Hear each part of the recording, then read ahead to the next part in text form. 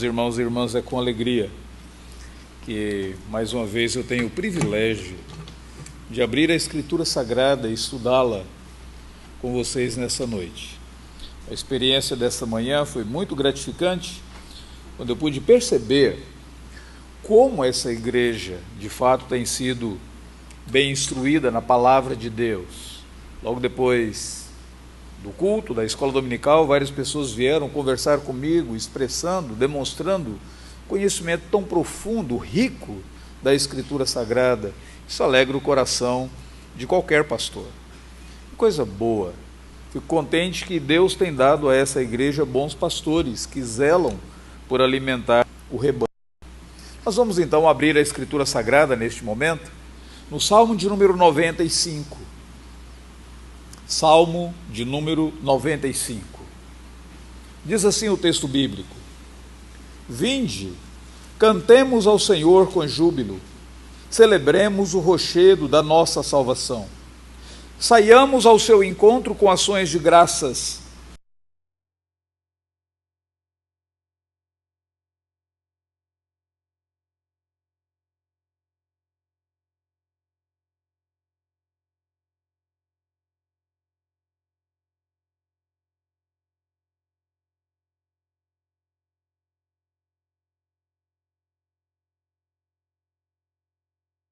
Nos ajoelhemos diante do Senhor que nos criou. Ele é o nosso Deus, e nós, povo do seu pasto, e ovelhas de sua mão. Hoje, se ouvirdes a sua voz, não endureçais o coração como em Meribá, como no dia de Massá no deserto, quando vossos pais me tentaram, pondo-me à prova, não obstante terem visto as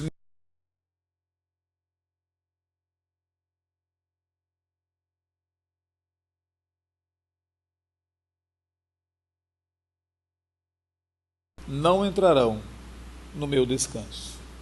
Vamos orar? Senhor bendito, louvado seja o teu nome, por tua graça e por tua bondade, que nos reúne e que nos congrega aqui.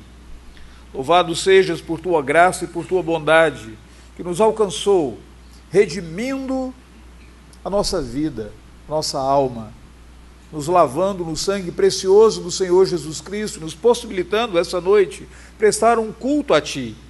Que as nossas orações de fato subam a Ti como incenso aromático, agradável a Ti. Que os hinos cantados, cânticos, o louvor dos nossos lábios sejam, ó Deus bendito, a expressão da nossa gratidão, da nossa devoção. E que por Tua misericórdia, Senhor, fale ao nosso coração. Transforme a nossa vida. Vivifica-nos essa noite. Exorta o Teu povo. Dirija-nos, em nome do Senhor Jesus. Amém. Nós estamos em um culto de gratidão ao Senhor Deus, e nada melhor do que em um culto de gratidão meditar sobre um salmo. O livro dos Salmos é um dos livros preferidos da leitura do povo de Deus ao longo de toda a história do povo do Senhor Deus, tanto no período do Antigo Testamento, Novo Testamento, ou mesmo a história da igreja. O livro de Salmos, ele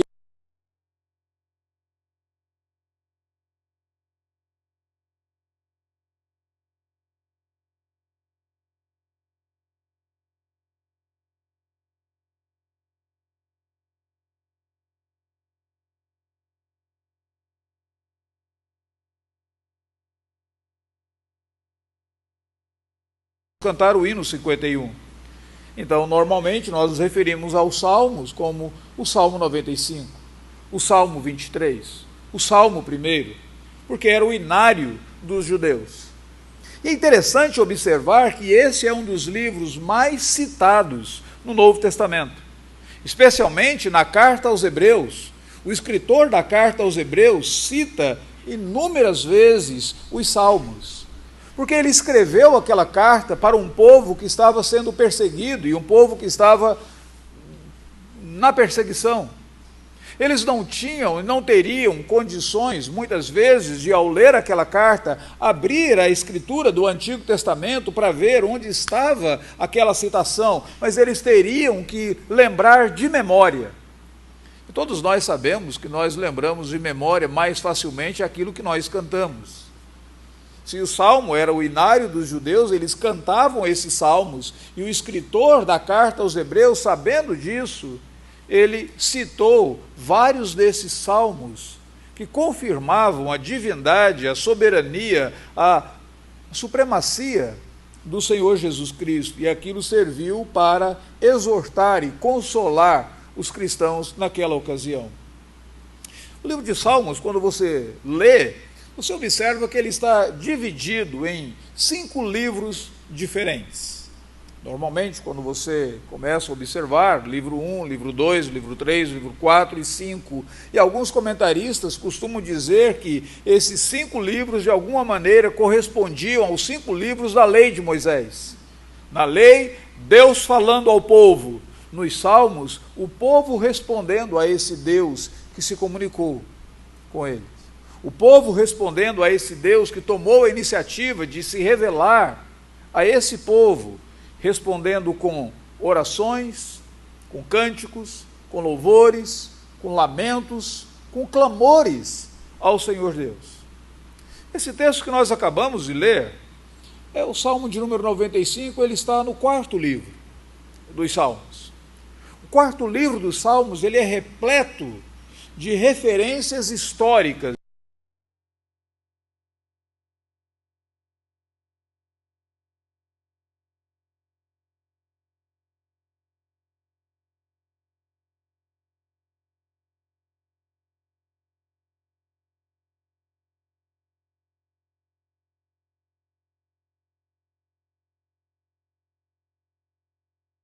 Momentos da história do povo de Deus, e o Salmo 95 também o faz. Se você observar, no versículo de número 8 diz: hoje, se ouvirdes a sua voz, não endureçais o coração como em Meribá, como em Massá, no deserto, quando o povo de Deus havia sido libertado do cativeiro egípcio, daquela escravidão egípcia, e agora, sendo conduzido à terra prometida, eles passaram por essa região, Massá e Meribá. E ali, naquela ocasião, o Senhor Deus livrou o povo. Eles estavam sedentos, não havia água. Deus disse a Moisés que falasse a rocha, e da rocha água brotou, que saciou a sede daquele povo e permitiu que o povo continuasse vivo e eles então adentrassem futuramente a terra prometida. Salmo de número 95 é esse convite para louvar a Deus.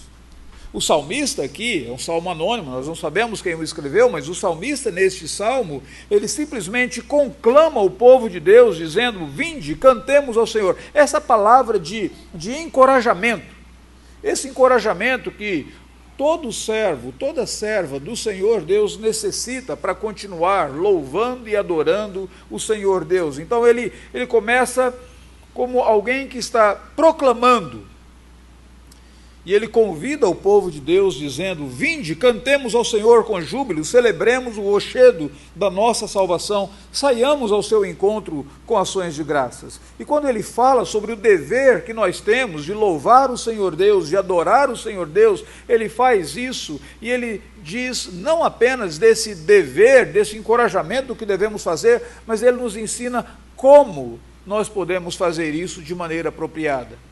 Ele usa aqui, em 3 versículos, ele usa uma descrição, de fato, de 3 aspectos, 3 respostas apropriadas, minhas, suas, na adoração, na verdadeira adoração ao Senhor Deus. No versículo de número 2, ele diz que nós devemos sair para adorar o Senhor Deus, louvar o Senhor Deus com gratidão jubilante. Ele diz: saiamos ao seu encontro com ações de graças, vitoriemo-lo com salmos. Ele está empolgado, ele está entusiasmado, dizendo que nós devemos ter essa gratidão no nosso coração, ações de graças nos nossos lábios, e isso deveríamos fazê-lo de forma jubilante. E a razão que ele nos concede aqui é que cada faculdade do ser humano, a mente, os seus sentimentos, todo o seu corpo envolvido nesse ato de adoração a Deus, em todo esse dinamismo para adorar e para louvar o Senhor Deus, ele diz: que as razões são as seguintes: em primeiro lugar, porque Ele é o Deus. Ele é Deus supremo. Ele é o grande rei, acima de todos os deuses. Em outras palavras, aqui ele mostra, ele aponta para a divindade do Senhor Deus, dizendo, ele é digno de que seja feito dessa maneira. A própria natureza dele, o próprio fato dele ser o rei supremo, o rei dos reis, o próprio fato de não haver ninguém igual a ele, saiamos ao encontro dele com essa gratidão jubilante. Ele é Deus, foi Ele que nos criou, Ele é Deus, é Ele que sustenta a nossa vida, Ele é Deus, foi Ele que nos redimiu, Ele é Deus, Ele é o centro de toda a existência humana. Aqui é uma coisa muito interessante, porque o significado da vida, à luz da Escritura Sagrada, pode muito bem ser encontrado naquelas primeiras palavras que aparecem no livro de Gênesis. No princípio, Deus. Porque se eu e você reconhecemos que Ele é Deus, se eu e você reconhecemos que no princípio de toda a nossa empreitada, de toda a nossa vida, de todas as nossas atividades, está o Senhor, a nossa vida tem sentido, a nossa vida passa a ter significado.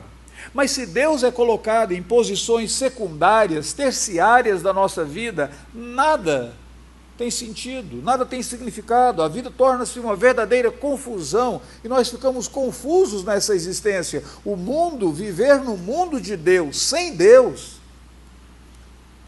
é uma crueldade que nós cometemos conosco mesmo. Então ele fala desse dever que eu e você temos de ter essa gratidão jubilante diante do Senhor Deus, em primeiro lugar, porque Ele é Deus.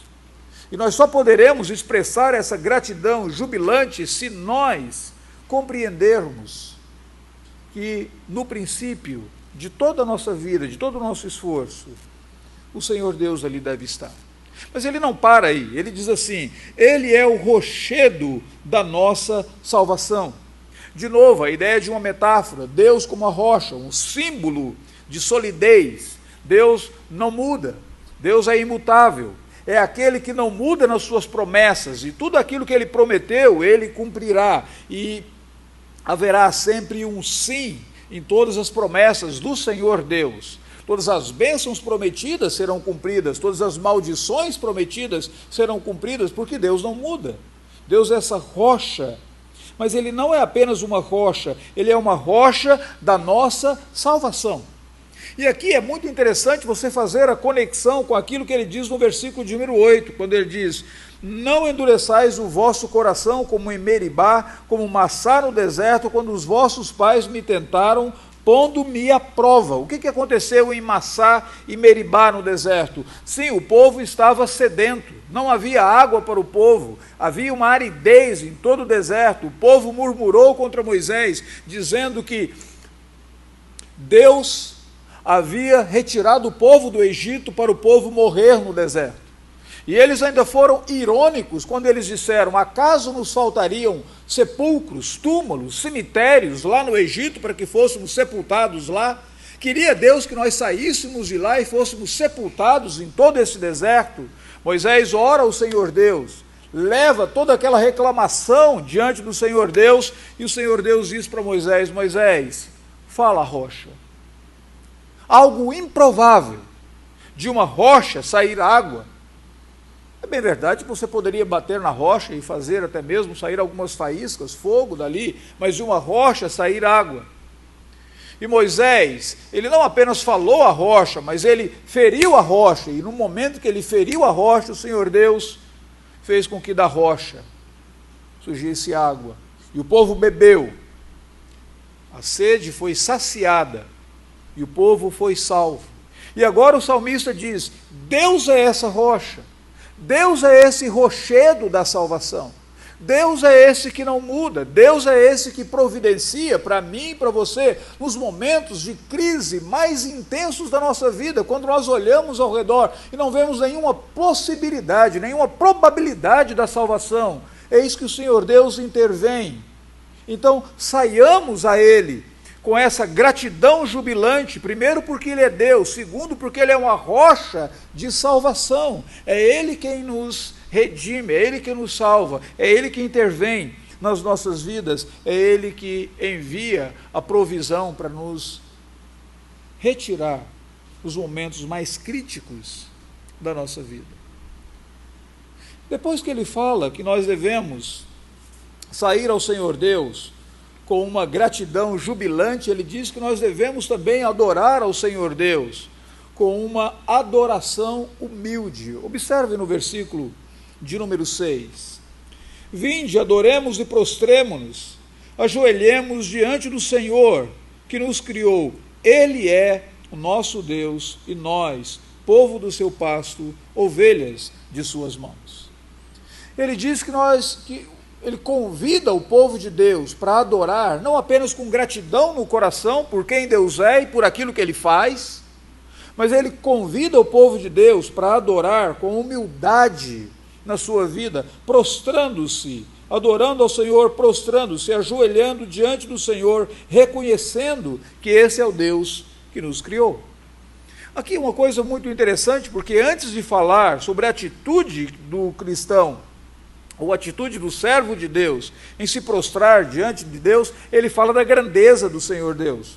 Ele diz no verso de número 4, nas suas mãos estão as profundezas da terra, as alturas dos montes lhe pertencem, dele é o mar, pois ele o fez, obra de suas mãos, os continentes, e então ele nos convoca a uma atitude humilde. Só é possível ter essa atitude humilde quando nós temos uma perspectiva de quem é Deus, da grandeza desse Deus, essa perspectiva de como o Senhor Deus é o Senhor de toda a terra, o Criador de toda a terra. Eu estava comentando com alguns irmãos, quando nós estávamos na sala de oração, algo muito interessante que eu aprendi recentemente do neto do Billy Graham. O neto do Billy Graham uma vez chegou para ele, a Tullian Tchividjian, chegou para o avô e disse: vovô, o senhor provavelmente foi um dos pastores mais influentes nos últimos anos na história da igreja protestante.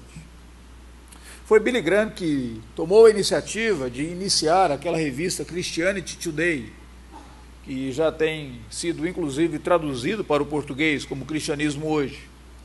Foi Billy Graham que tomou a iniciativa de iniciar e fortalecer várias universidades evangélicas para que o povo de Deus nos Estados Unidos pudesse ali estudar.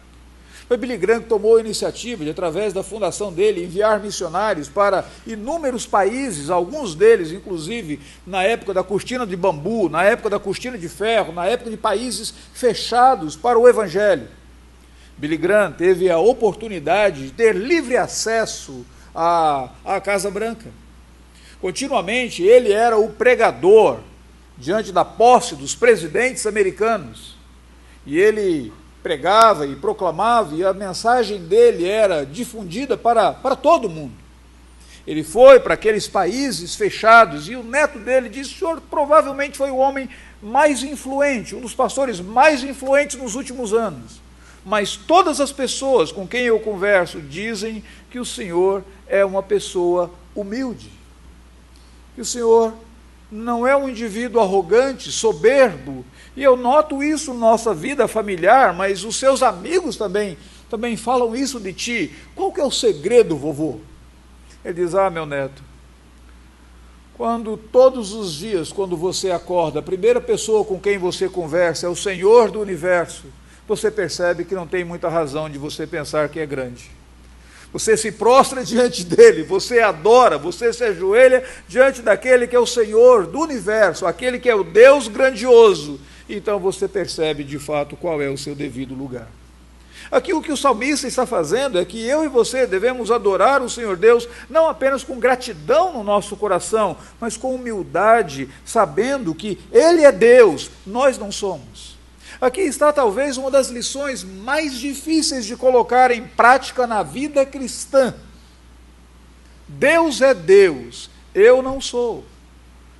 Porque inúmeras vezes na minha vida, inúmeras vezes na sua vida, o desejo que nós temos e toda a nossa tentativa é de alguma maneira governarmos a nossa vida, governarmos a nossa existência, armarmos tantas vezes o palco, o cenário, para que a nossa vontade seja feita, e não a vontade do Senhor Deus. Mas o salmista diz que a verdadeira adoração ao Senhor Deus é aquela adoração humilde, quando nós temos a perspectiva da grandeza de Deus e a perspectiva do nosso lugar.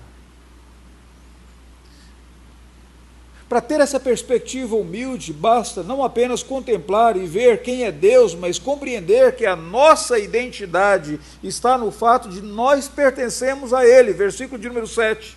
Ele é o nosso Deus e nós, o povo do seu pasto. Nós somos ovelhas na sua mão. Aqui você observa a perspectiva da graça de Deus.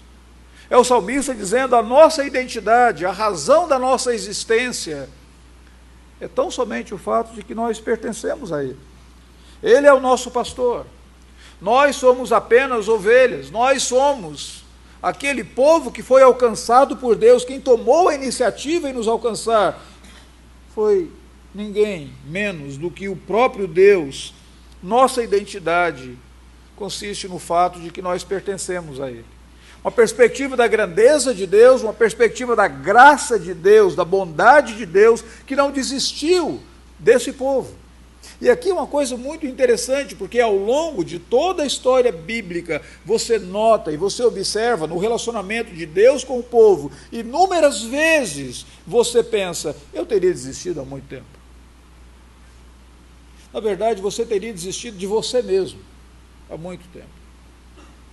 Mas o Senhor Deus, o Deus fiel, Ele não desiste. Deixa eu só lembrar uma ilustração, uma história bíblica para todos nós. Gênesis capítulo de número 15. Deus convoca Abraão e Deus faz um pacto com Abraão. Pacto naquela época bíblica, ele não era como um contrato que hoje eu e você assinamos quando nós convidamos alguém para trabalhar para nós. O pacto, ele era selado mediante o fato do indivíduo matar alguns animais, cortar aqueles animais, dispor aqueles animais em um determinado local, e quem estava assinando o pacto passaria por entre aqueles animais e diria: se eu falhar nesse pacto, eu quero que aconteça comigo o que aconteceu com esses animais. Eu imagino que se alguns contratos de obra fossem realizados hoje em dia daquela maneira, talvez os pedreiros trabalhassem um pouco mais de vontade, não é? Eu imagino que seria mais ou menos assim. O indivíduo teria que dizer: se eu falhar, se eu não cumprir o prazo, eu quero que aconteça comigo o que aconteceu com esses animais. Assim era o pacto. Aquele indivíduo que era o subalterno, ele caminharia entre os animais. Mas naquele pacto que Deus fez com Abraão, os animais estavam mortos, pedaços dos animais ali, naquele local, e de repente, ao invés de Abraão andar por entre os animais, Abraão nota algo surpreendente. Deus andando por entre os animais. E Deus dizendo: se eu faltar a esse pacto, se eu quebrar esse pacto, eu quero que aconteça comigo o que aconteceu com esses animais. Deus jurou por si mesmo, diz a carta aos Hebreus. O Senhor Deus foi fiel ao pacto que Ele estabeleceu com o povo dele, mas teve um problema. O povo foi infiel ao pacto. E na infidelidade do povo ao pacto, Deus enviou aquele povo para um cativeiro babilônico. Deus trouxe aquele povo de novo. E depois, para que o Senhor Deus, de fato, renovasse um pacto, estendesse aquele pacto, não apenas para os judeus agora, mas para pessoas como eu e você, Ele entregou o próprio Filho dele, para que fosse feito com ele o que foi feito àqueles animais. E ele foi crucificado naquela cruz. Crucificado naquela cruz. O pacto que havia sido quebrado, ele pôde ser agora renovado. Ele pôde ser não apenas renovado, mas ampliado. E eu e você fomos alcançados pela graça daquele pacto. O que significa isso? É o Deus gracioso, o Deus que toma iniciativa. Então o salmista diz: se você compreende essa grandeza de Deus, se você compreende essa graça de Deus, vinde, adoremos e prostremo-nos, ajoelhemos diante do Senhor. Venha com humildade, sabendo que não é por causa dos seus méritos, sabendo que Ele depositou o coração dele, não por causa da sua fidelidade, sabendo que Ele depositou o coração dele em ti, não com base no seu potencial, mas tão somente na fidelidade, na graça fiel dele. E o salmista diz: o verdadeiro louvor, a verdadeira adoração, é quando o povo de Deus comparece diante do Senhor com gratidão jubilante, mas também com adoração humilde. E em último lugar, a verdadeira adoração é aquela adoração que é expressa na obediência contínua. E ele diz no verso de número 8, finalzinho do versículo 7, início do versículo 8: hoje, se ouvirdes a sua voz, não endureçais o coração como em Meribá, como no dia de Massá no deserto, quando os vossos pais me tentaram, pondo-me à prova, não obstante terem visto as minhas obras. Durante 40 anos estive desgostado com essa geração, e eu disse: é povo de coração transviado, não conhece os meus caminhos, por isso eu jurei na minha ira: não entrarão no meu descanso. Deus havia libertado o povo de Israel do Egito, com mão forte, com mão poderosa. O Senhor Deus havia resgatado o povo dele lá do Egito. Eles permaneceram naquela escravidão egípcia por cerca de 450 anos. Naqueles 450 anos, o povo gemia sob a servidão. Aparentemente Deus havia se esquecido do povo, mas naquele silêncio onde as pessoas pensavam que Deus havia se esquecido dele, Deus multiplicou o povo. Eles entraram, eles desceram para o Egito, 75 pessoas, eles saíram do Egito, 635 mil pessoas, só homens de 20 anos acima, prontos para a guerra, sem contar mulheres, jovens, crianças. Eles não foram incluídos naquele censo. Eles desceram como uma família, eles subiram como uma nação. A promessa de Deus para Abraão, de que a descendência dele seria como as areias do mar, foi cumprida naquele período de aparente silêncio de Deus, de um aparente descaso de Deus, mas Deus estava silenciosamente cumprindo a promessa dele para aquele povo. E eles saíram do Egito. Eles viram o poder de Deus, eles viram como que o Senhor Deus enviou os seus sinais, as suas pragas, e praticamente destruiu o Egito. E eles saíram do Egito levando os seus despojos, e no início daquela caminhada, com muita alegria, Miriam louvando, cantando, e o povo contente, até que o povo enfrentou as primeiras dificuldades. Até que eles contemplaram o deserto. Até que eles perceberam da aridez do deserto, da falta do alimento no deserto, e eles não se contentaram com aquele maná que o Senhor Deus mandava. Eles preferiram as carnes lá do Egito, e eles diziam que eles tinham carne com fartura lá no Egito. Uma maneira tão ingrata diante daquilo que Deus havia feito com eles. Eles esqueceram que lá no Egito eles eram escravos.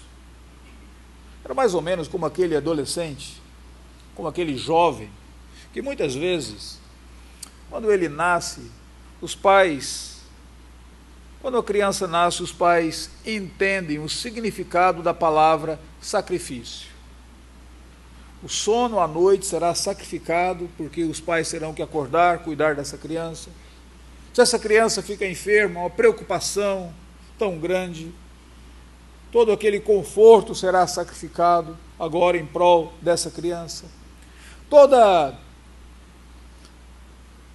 Todo o sonho dos pais será para ela, e as economias de alguma maneira começam a ser voltadas para aquela criança: melhor roupa, melhor educação, melhor sapato, melhor calçado, melhores oportunidades, melhor viagem, e os pais sacrificam em prol daquela criança.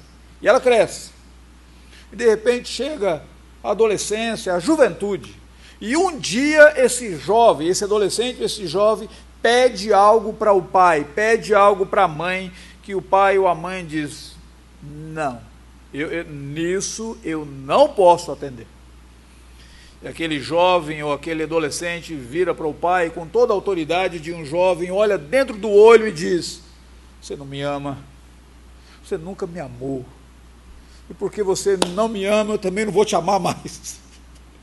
E nesse aspecto o pai tem algumas alternativas, ele simplesmente pode dizer, ok, se você não me ama, o problema é seu, também não vou te amar mais, fica para lá, mas sabe que isso não resolve, não é o caminho certo.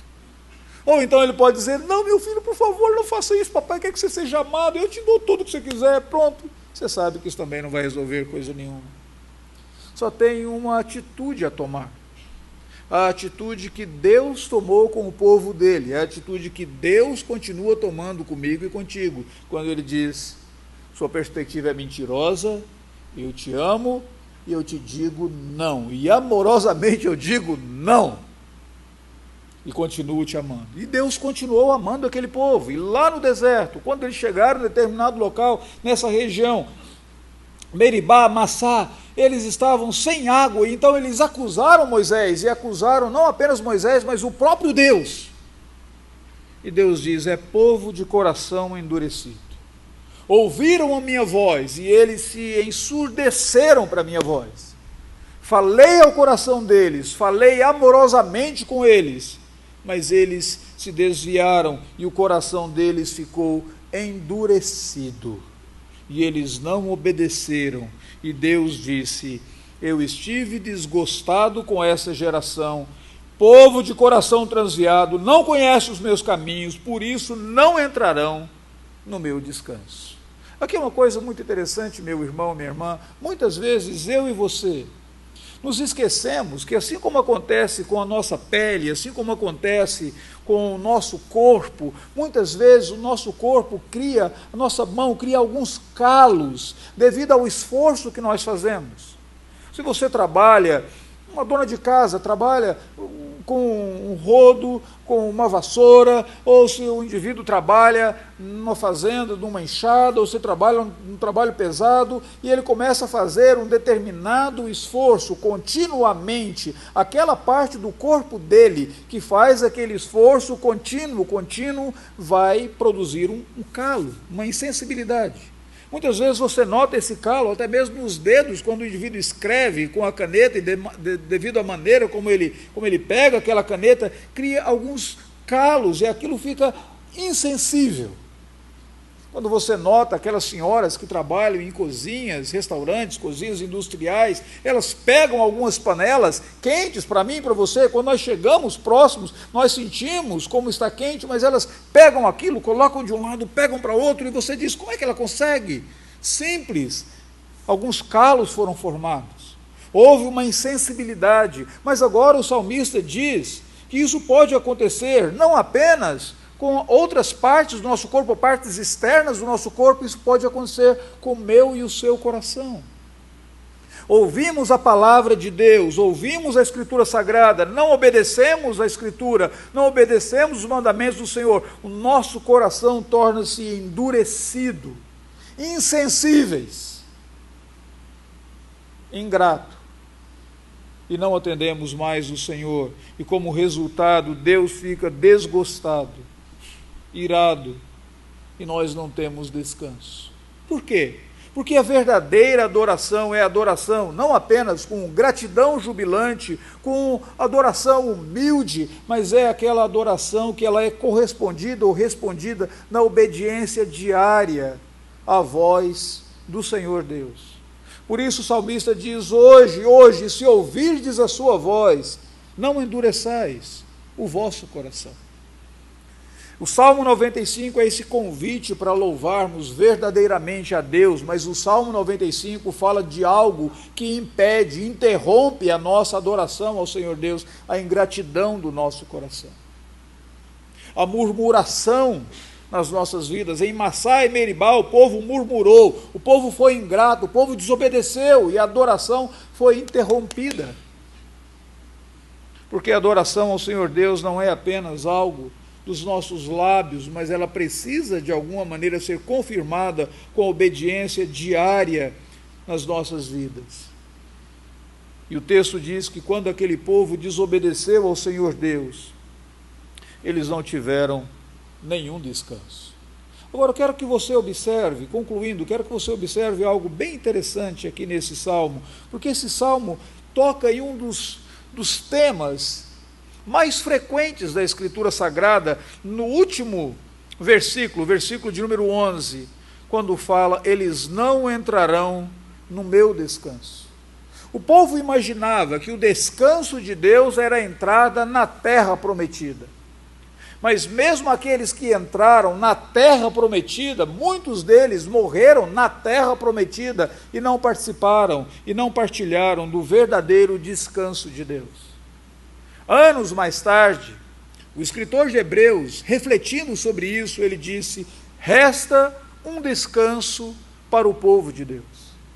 E quando ele disse, resta um descanso para o povo de Deus, ele aponta de que aquele que conduziria o povo de Deus ao verdadeiro descanso era nada mais, nada menos do que o Senhor Jesus Cristo, o nosso Salvador, o nosso Redentor.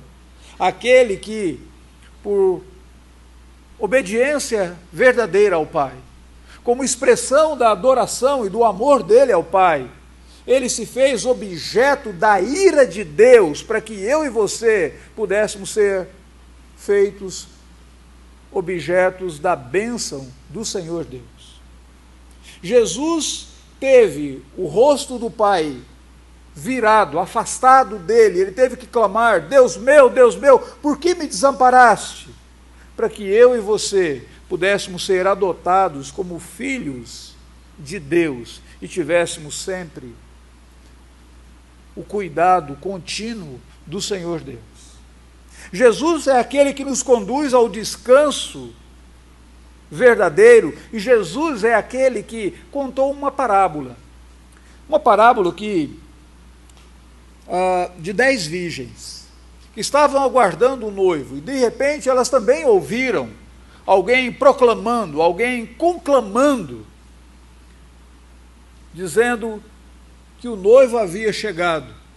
Alguém com uma voz anunciando, eis chegado o noivo, saí ao seu encontro. 5 daquelas eram prudentes. E elas de fato saíram ao encontro do noivo e desfrutaram do descanso com ele. 5 outras eram nécias. E no momento em que foi anunciada a presença do noivo, no momento que elas foram exortadas a sair ao encontro do noivo, elas perderam aquela oportunidade e não desfrutaram do descanso na presença do noivo. É muito interessante você comparar aquela proclamação, aquela convocação da parábola das virgens com esta convocação do Salmo de número 95. Vinde, cantemos ao Senhor com júbilo, celebremos o rochedo da nossa salvação. O que Ele tem para nós é descanso, é o verdadeiro descanso. Mas provavelmente, nessa noite, também temos aqueles que são prudentes, que desfrutam do descanso do Senhor, daqueles que adoram ao Senhor Deus de maneira correta, com júbilo, com gratidão, jubilante nos seus corações, eles entendem o que Deus tem feito por eles, então com alegria eles se apresentam diante do Senhor Deus com gratidão. Aqueles que entendem quem Deus é e o que Ele tem e a graça dEle, e eles se apresentam humildemente ao Senhor e procuram obedecê-lo na sua vida diária.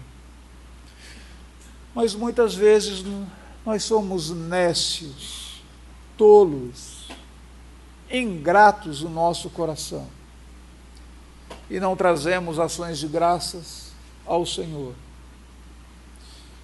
Orgulhosos e arrogantes, e a Bíblia diz, Deus resiste ao soberbo. Se tem algo que nos torna inimigos de Deus, é o orgulho, a soberba no nosso coração, quando nós nos tornamos o centro do universo. Deus resiste ao soberbo. Muitas vezes nós somos tão nécios, que nós louvamos a Deus com os lábios, mas que amanhã, na segunda-feira, viveremos uma vida de desobediência, contrária à palavra dele. Ouvimos a voz dele e o nosso coração vai endurecendo, endurecendo como aquele calo, e nos tornamos insensíveis, a ponto de tantas vezes nos alegrarmos em algo que Deus desaprova e imaginarmos que estamos certos e lutarmos por isso. Ficamos cegos, obcecados na paixão pelo erro, e a nossa adoração foi interrompida, e na nossa vida não temos descanso algum. E ainda nos perguntamos, por que nós não gozamos daquela alegria, daquele refrigério, daquele descanso que Jesus prometeu nos conceder? Eu gostaria que você examinasse a tua vida nessa noite. Eu gostaria que você examinasse o seu coração nessa noite. Nós fomos conclamados a comparecer nesse lugar, o povo de Deus, para louvar, para adorar o Senhor Deus. O povo de Israel, lá no Antigo Testamento, à luz desse salmo, fazia isso com alegria. Mais razão tenho eu e você, porque agora nós somos conclamados a adorar o Senhor Deus, não esperando aquele descanso da terra prometida, mas certos de que o nosso Senhor, o nosso Redentor, a verdadeira rocha da nossa salvação, aquele que dele sai água da vida, ele pode trazer descanso para a minha vida, para a sua vida, e nós podemos de fato experimentar o verdadeiro e real descanso em Jesus Cristo, nosso Redentor. Então, vinde, cantemos ao Senhor com júbilo, com uma gratidão jubilante, com a humildade contínua e com obediência diária nas nossas vidas. Experimentaremos o descanso que Ele tem para mim e para você, porque Ele é a nossa rocha, a rocha da nossa salvação. Dele nós temos água da vida e descanso eterno. Que Deus nos abençoe.